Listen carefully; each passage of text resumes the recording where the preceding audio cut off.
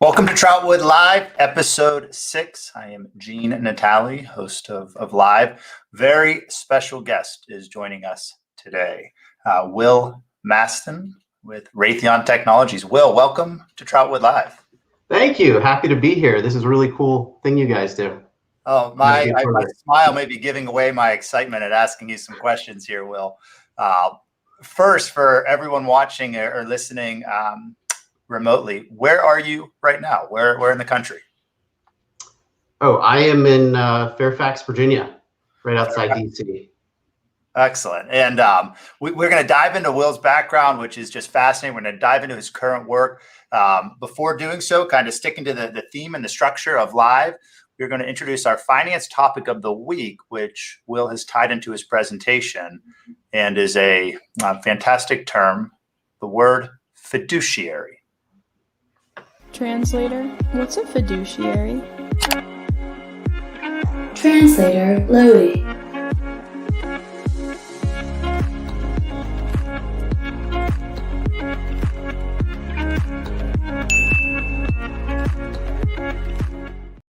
So a fiduciary is an individual with a legal obligation to act in the best interest of the person or the organization they work.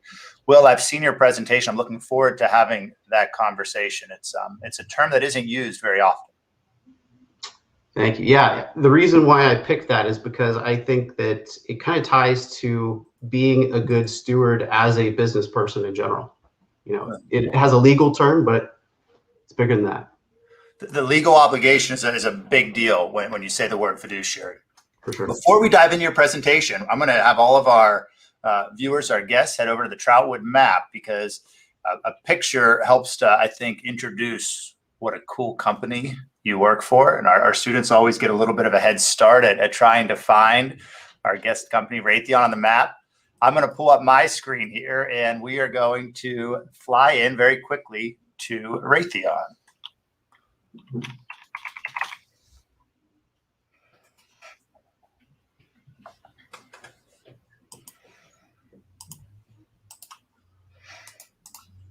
So Raytheon, here, bear with me 1 second, and I'm going to take a look at the actual fact sheet. Super cool company. One of my favorite fact sheets that we have on the Troutwood Map. And Will, I'm excited to see what you have to say about some of the products and some of your experiences. Let me stop because your story is fascinating. I have a lot of questions for you. I'm going to just stop and let you introduce yourself. And I promise I'm going to be interrupting with questions. And I think we'll have a lot of questions from our live audience today as well. Will, take it away for an introduction. Absolutely. So let's see. I need to pull up my slides here. Let's see if I can. Cool. All right. So yeah, I work for Raytheon Technologies, but I'm actually fairly new there. I've only been there for about 2 years. Prior to Raytheon, let's see if I can, there we go.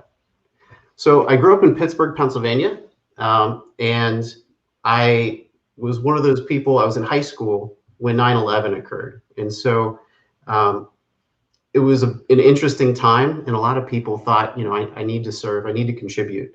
And I was one of those people. Well, for any, I was a similar time frame, but for some of our students, what was 9/11? So 9/11 was the date when the Twin Towers were attacked by Al-Qaeda. Bin Laden had this group of terrorists that were trying to attack the West. And so they flew airplanes with regular civilians on board into a couple buildings in the Twin Towers and also the Pentagon. Yeah. It's one of those moments in history where you remember precisely where you were when that news first broke. I graduated college in 2001, and yeah, you don't forget much about that time period. I was in Spanish class in 10th grade, and my teacher turned on the TV, and we could see it there. It was really, it was a very confusing time. Did you stay in school? Did they let school out early that day? Yep. Went home and everybody just kind of braced. They didn't know what to expect coming next. just kind of crazy. And there was a window of time there where a plane had been redirected towards Pittsburgh. We were evacuated out of the city as well. Yeah. So, Will, I grew up in Pittsburgh with you. I see that the Carnegie Mellon MBA on the page in front of me also. Yeah, so I did ROTC, which I don't know if you guys know about it, but it's not like junior ROTC in high school, because they actually pay for your college. It's during college. They pay for everything. So I was able to go to college at GW, totally debt free. So if you guys look into that, it might be a good way to go. My family couldn't really afford GW. My dad was like, you could go to a state school or take on debt. And I said, you know what, this is a better third option. So let me just very explicitly ask, how much did you have to pay for college, Curtis, with that experience? Just my food. So a couple $1,000s total. Students listening, that sounds like a pretty good deal. Yeah, it was a great deal. It was good. Can you get a job right after. In the chat box, Will, we have a couple students saying, what is ROTC? Could you just go a little deeper into what ROTC specifically is? Sure. It's called Reserve Officer Training School, and it is a organization that's a part of the Navy, part of the Army, part of the Air Force. Each of the services have their own versions, and they're at regular schools. So if you want to be an officer in one of those services, the Army, Navy, you have three options. You could either go to one of their actual official schools like West Point, or you could go to ROTC, where they pay for your college. And then the third option is, after you graduated college, just joining as an officer. So those are the three options. I think that the ROTC was the best version because you still get to live the life as a regular student, and it's free, but then you get to join the military afterwards. So that was cool for me. Will, let me say thank you for your service. I'm going to ask our live audience to put some hand clapping in that chat box, because that is something we should never take lightly. Thank you quite sincerely. Well, how many years were you in the service following ROTC? So 10 years. 10 years flying aircraft, helicopters for most of that time. But it was a lot of fun. That is cool, and I won't interrupt with questions at the moment about flying airline helicopters as a Navy pilot. I have questions for later on that. Yeah, absolutely. So after that, I got married, and I had a daughter. And the life of the military is very tough. My hat's off to the people that make it work. I wanted to spend time with my family and my daughter. And so I thought, okay, I need to transition out of the military and do something, but I still want to serve.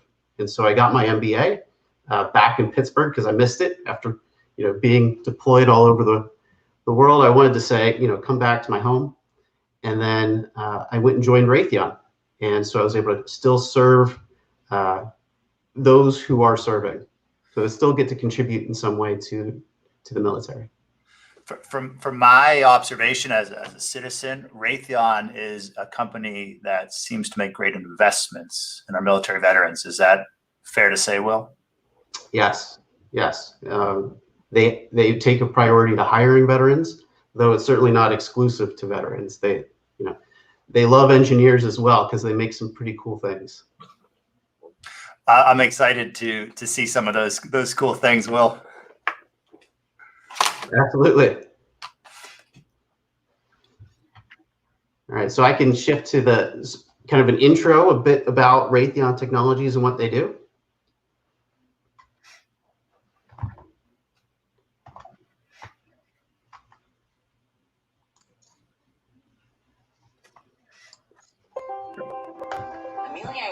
Flew our engine successfully across the Atlantic.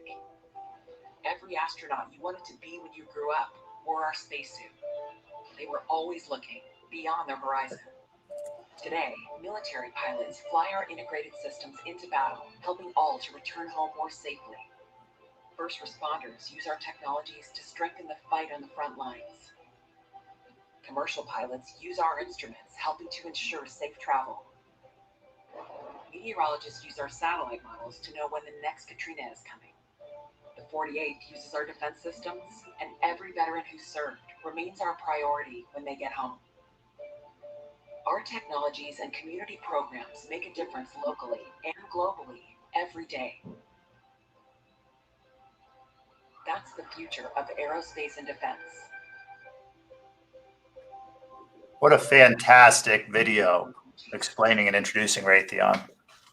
Thank you. Yeah, so they've been around. We have, Pratt and Whitney, which is very well known for building engines. We have Collins Aerospace, which makes all kinds of cool components, as does Raytheon. And these companies have merged in the past year. So both were about Fortune 100s before, and then combined, I think they're in a Fortune 50 now. It's become a much larger company with the two powerhouses combined. I could be wrong on the ranking, but it's pretty high up there in terms of just the size.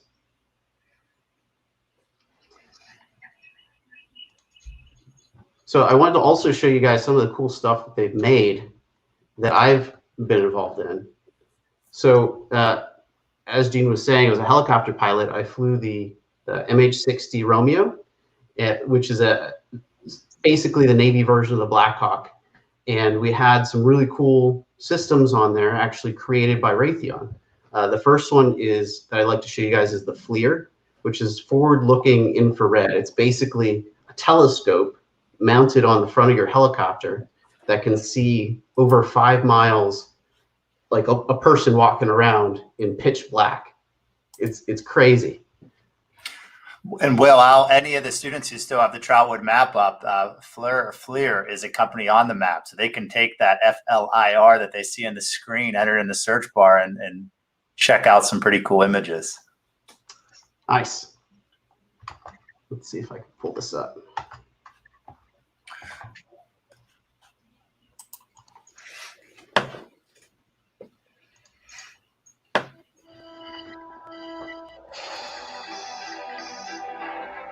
Patents at work in Raytheon's multispectral targeting system gives the U.S. and its allies a one-of-a-kind surveillance system. Raytheon has delivered nearly 3,000 of these targeting systems and integrated them on more than 20 unique platforms, including the MQ-1C Gray Eagle, the MQ-9 Reaper, the MH-60 Black Hawk, the MQ-1 Predator, and the C-130 Hercules. Its electro-optical and infrared sensor technology captures images across the spectrum of light that can reveal targets at night and even detect if a parked car has its engine running. Well, our students are going to have to rewatch these videos. You've shown 2 videos introducing Raytheon's technology. And when I see those, a thought pops in. You, a Navy pilot who passed lieutenant, are working in finance for one of the largest defense contractors. We can take our passions and our hobbies in a lot of different directions. Is that fair to say when we watch a video of, you said the word cool, I'm going to echo it, cool technology? Yeah, I think there's no limit to what anyone can do in terms of transitioning at any time. I actually took my inspiration from my mom, she was a math major in college, and then she got her MBA at Pitt back and became a finance person for a big company in Pittsburgh, way back before women were in finance at all. We're talking like the 70s. And then after my brother and I graduated from high school, went to college, she went back to school again and became a medical doctor. So that was like in her 50s. Your mom was a pioneer on 2 fronts. Yes, she's an amazing lady. And so, it's never too late to, try something new, do something different. It's very cool, very cool. I love that. And it's never too late to say thank you to our moms. So students, that's a giant hint from Will right there. Round of applause for the incredible influence that all of our moms are in our life. And a shout out to my wife, Whitney, and the incredible mom that she is. Well, I see on this. I actually, I'm not going to interrupt you yet. Keep going. This is too fun. So if you see MK54 torpedo, that's also something we used, and that is incredibly. It's a game changer in terms of hunting submarines. So one of the crazy things we did on our helicopters, we actually protected the strike group, which is kind of the collection of ships. We protected that group of ships from submarines, because subs are very sneaky and very quiet, and they try to sneak up on you. And one of the tools we had was that Mark 54 torpedo. And what made it so game-changing is that it was a digital software-based torpedo. Historically, these torpedoes were almost like very, very fancy Swiss watches, where they had analog decision-making processes. So they literally would, if it got a particular type of sensor hit on its sonar, it would do a particular thing. And it's complicated. I mean, it could do a lot of things, but it was very, it was a very basic system. And so taking it to the digital era, putting software on that, was a game changer in terms of how it could search for submarines and make sure it doesn't attack friendly ships. So Raytheon makes that. Well, I'm going to share a picture that you sent me over beforehand. And I'm going to, I think this is potentially an older missile in your picture, but I have a picture of a helicopter with a missile. And I want to ask our audience, in this picture, I can see someone sitting in the cockpit of the helicopter. Who might that individual be, Will? That's me. Let me just, how cool, right? Will, what is happening in this picture? So that video software technology, or is this before the software technology? So this is it's called a Hellfire missile. And it uses that video of the FLIR with the big camera. So basically what happens is that camera looks at the target. You're able to designate the target with that, crazy camera, and then the missile goes to where the camera's looking. Amazing. And so that it's crazy. I don't know how they did it, but it's awesome. So does a picture like this, is it the screensaver on your computer? Yes. Very cool. Might be my Facebook profile picture as well. Oh, I don't have a story that comes anywhere close to that in my entire history. It's a lot of fun. It's also a lot of work because you want to be able to use it safely. And there's so many, you want to use this stuff effectively and safely. And so you have to be so careful. So if it's a lot of work. Is it, I assume it's a combination of physical and mental, not Absolutely. Just one. Flight school was about 2 years, and then tactics training was a whole nother year just to get into a seagoing deployable squadron. And, once you get to your squadron, you're just beginning the process of really becoming a tactical expert. So it's it's kind of a lifelong learning process. As a military pilot, you're constantly honing your skills, both physically and mentally. When you are flying a helicopter, someone who's never done that, does technology make it where, if I'm driving my car, I can almost just steer with my fingertips now? Is it the same with the helicopter, or? Yes, it's getting crazy. When I was first introduced, I think the military has a little bit of the perspective of, an old time father teaching someone how to drive a car. They give you the clunkiest, most manual vehicle they can give you to learn how to parallel park. But then once you graduate to the, you're in the fleet, you're actually deploying, everything's electronic, everything's autopilot. It's crazy how, for example, say you're doing search and rescue and you need to hover somewhere in really bad seas.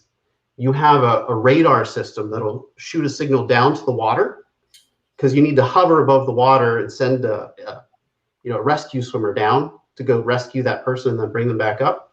the whole system will match and hold altitude with the oceans as you hover there. It'll hold the hover, it'll hold you safely in position, which is crazy. But it's super helpful because it's it's very dangerous sometimes. Can't see, bad weather. When you say hover, Will, so I'm imagining the helicopter hovering in conjunction with the height of the waves below. Yes, exactly. It's one thing over land. It's a whole nother ball game over a moving ocean with big waves. So it kind of keeps you safe, keeps you clear of the big waves. What one of our students has, what all have you flown? So I've flown the T-34, which is a training plane. It kind of looks like an old, it's called a turboprop, but it looks like an old World War II plane. So they teach you that first before they graduate you to the helicopters, where it's a little bit more complicated. Then you fly what's called it's basically a Bell Jet Ranger, which is like the News Chopper 4 reporting on traffic. It's a little helicopter, but everything's manual on it. And then they graduate you to the actual fleet aircraft, which I went into, this H-60. But other people, they'll go into C-130s. Some people will go to fighter planes. So you kind of get more advanced as you go.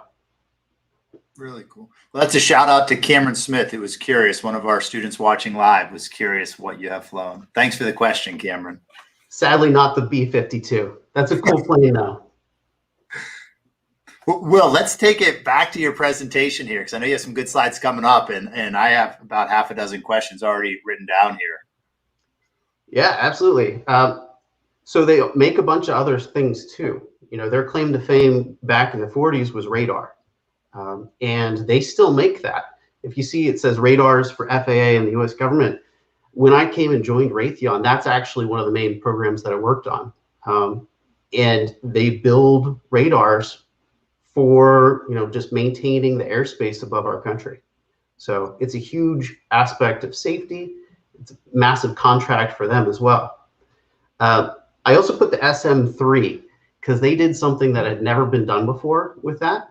It is a missile that they use to shoot down a satellite, which satellites go very, very fast. They're big, faster than missiles most of the time. So it's really incredible that they're at that level of technology. Would it be okay to flip to the helmet video? Absolutely. Students, this is really cool. Yeah.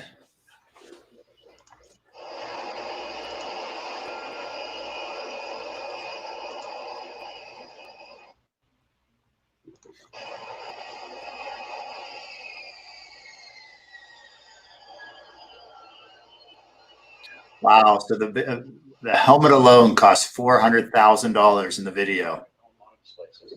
Crazy. Put this on, and then you'll see a little bit of how the advanced capability in this helmet really helps the pilots.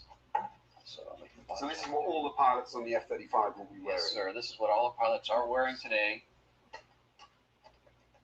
Wow. What am I seeing? So what you're seeing in there is the data, is the aircraft, what used to be called the heads-up display. So the pilot's flying data, his altitude, his airspeed, his direction, flight vector, any other information is on there. So that's all now inside the visor. The other thing you're seeing is the night image or the infrared image from the distributed after system cameras that are around the aircraft. It was originally designed as a missile warning system, but what our engineers found is they could also take that infrared picture, put that in the inside of the visor. So now the pilots use that for their night vision capability instead of having to wear a separate set of night vision goggles. So they flip a switch, it puts that 40-degree wide, 30-degree high scene up inside the helmet. And as you're seeing, as you move your head, the helmet is tracked by the airplane, so the F-35 knows where the pilot's looking, and it puts the correct scene up in front of you. So now you're looking down and actually looking through the bottom of the aircraft using the cameras that are on the bottom to see what's below you. So this is looking through the airplane. I'm seeing what's underneath me, which wouldn't have been possible before. No, you would have had to to rock a wing up and look out the side of the airplane. But now, since there's cameras all around the airplane, you can look 360 degrees, turn around your seat, look behind you. That's an expensive helmet there, $400,000. I can't imagine what it would be like to wear a $400,000 helmet on your head, first of all. Yes, I never used this system. In our helicopter, we just had regular helmets. So this is for the F35, which is the, cream of the crop, brand new fighter plane for the next couple decades. Students, Google F35 if you want to see some cool pictures. Will, there's something that was very interestingly said in the video, and to anyone listening without the video, this was a very futuristic looking helmet, and the data that was being displayed on the screen, close your eyes and imagine seeing a combination of data and X-ray / night vision. And I think the gentleman said, if you look down, you can see through the bottom of the plane. Did I hear that correctly? Yes, it's almost like you can buy right now virtual reality kind of headsets that will display something for you, but this takes it to the next level because it's live and it's the sensors on your aircraft. So as you look around, you're literally seeing through these infrared cameras. It's almost like you can see an infrared as you're looking around. Very cool. Ooh, my helicopter cost about $45 million. That was a great question from one of our students. How much does a helicopter cost? That just A lot. flashed across. I had a friend of mine who crashed in a helicopter, and he survived. Everyone was fine. We used to joke about how he'd have to pay it back in installments.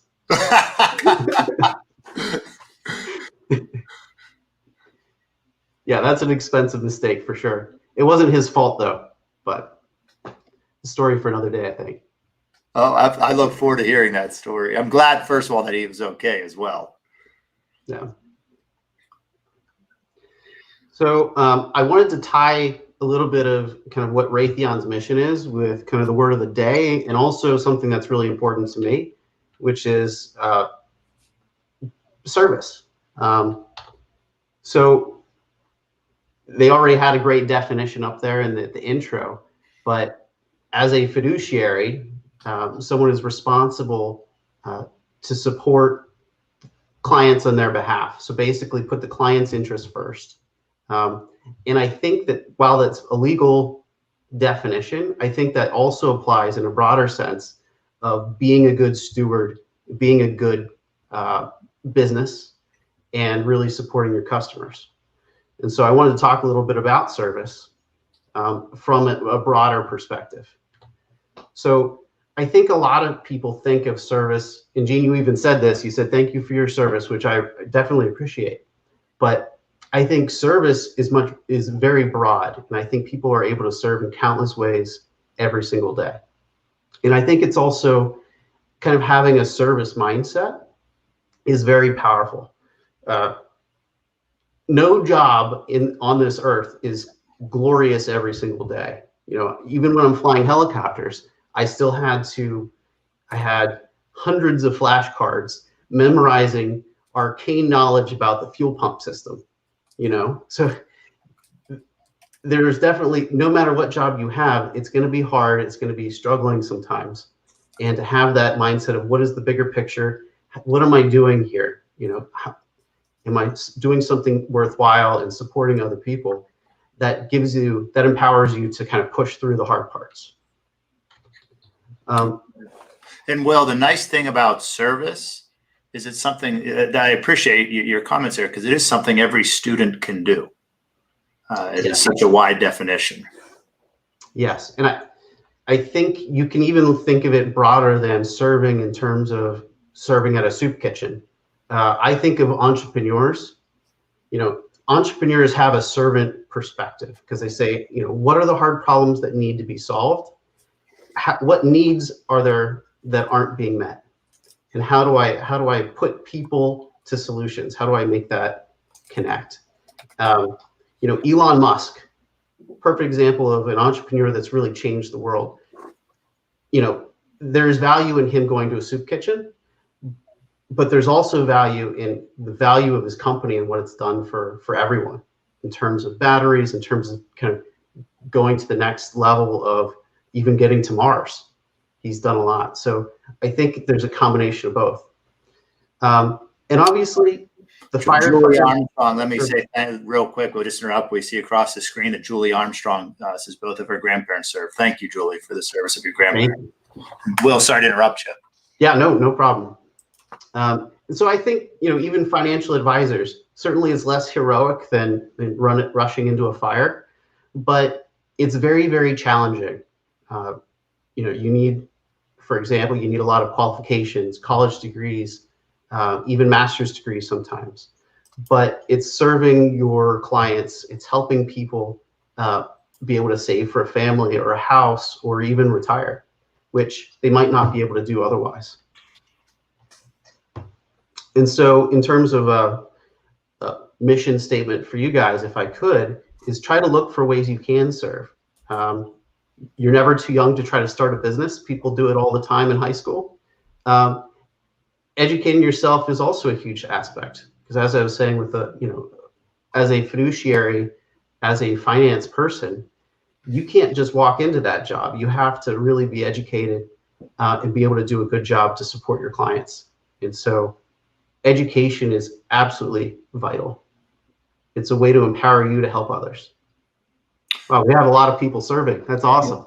Education is an incredible equalizer, and it is, Will, some of the emails we get from our student audience, the talent that they have at such a young age, one gives me a great deal of optimism for our future as a society, but it supports your comment there. There are no barriers to education if you can pursue it. Absolutely. That's something that's really amazing about America, that it's not true everywhere, but it's definitely true here. Mm-hmm. Will, I've got a bunch of questions kind of lined up. Can we dive into them, or yes. No, let's do it. So this is in our chat. Our live chat has been firing, but I've got 5 here, and we'll see how we're looking at for these first 5. This is Amelia. She's a 4th grader, asking, are you one of the people who builds or designs equipment that our military needs?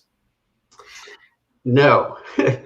It's a very cool job, and I work with the guys that do make those things, the engineers, the scientists, but I play a different, very important role, which is to make sure they do it with the budget constraints given. And so I don't know if you guys know much about engineers, but they love making amazing things, and the cost is a secondary. And so my job is to help them do it in budget so that the taxpayers don't pay an arm and a leg for their helmets. You know what I mean? Well, you just said engineer, scientist. We've already talked military. You're in the finance. That is 4 different fields to work for a really cool company. For our students who are thinking any of those 4 potential occupations. I love this next question. This is from Caden. Caden's a 3rd grader asking, does Raytheon always have enough supplies to help the military build what it needs? It's actually a really tough thing for us to do. We only source from American companies because of the security concerns of the equipment that we have. And so, you can go to, if you get Nike shoes, they can come from China or Indonesia or many other countries. But if you're building hardware that service members are going to use, you want to make sure it is safe and secure, and also is kind of supporting industry here in the United States. And so we have to search high and low for suppliers in America. And sometimes that's actually pretty hard. But that's one of the things that's great about Raytheon. It is supporting a lot of local small businesses all over the US. I love that supply chain of how our ecosystems work. Last week, we spoke with an engineer from Ingersoll Rand, and she had mentioned that Ingersoll Rand works with about 100,000 small businesses. And I would speculate Raytheon isn't far behind. Yes, we, from experts on the individual level to massive companies, we work with Lockheed, we work with, the scientist that works out of his house. So we hire so many and have so many subcontractors. It's crazy, but it's really, really, it's incredible how it all comes together to serve. We have a question from Gabrielle, also a third grader. What was and this is a tough one, Will. If you don't answer, we can pass on this one. What was the most expensive piece of equipment Raytheon built? I don't know. I think it's probably the F35. I don't know if you guys saw that video in the very first part. It says it's the most expensive weapon system ever. And that's true, but we don't make all of it. Lockheed makes the airframe, but we make the engines with Pratt & Whitney. We also make the comm systems and the radar systems and a lot of the insides, the internals of what makes that thing fly. So it's very expensive. Our next question from Scarlett, a fifth grader. Does Raytheon prefer for its employees to have a military background? No. I mean, they do love hiring veterans, but they recognize veterans have a particular skill and expertise. Engineers have a very different skill and expertise, and they need a lot of engineers. They're doing things that haven't been done before. So there's a lot of companies out there that make things better, make things cheaper. They're able to take it to scale. Raytheon is kind of the opposite of that, where it's saying this has never been done before. Let's do it. And so it's very much on that cutting edge, and you need a lot of smart people, and you need a lot of people that are very specialized in engineering and computer science, things like that really empower that next generation of equipment and tools. And Will, I'm going to keep us a little overtime here because we have a lot of questions. Here's a fun one. This is Maddie, also a third grader. In your opinion, Will, is it more important to focus on defense systems, cybersecurity, or drone technology at the moment? What a cool question. Yeah, that's all the above is the answer. We do everything, and because it's all important. I think cyber is becoming more and more important, and we do cyber. But boots on the ground, those guys need support as well. So we do all of the above.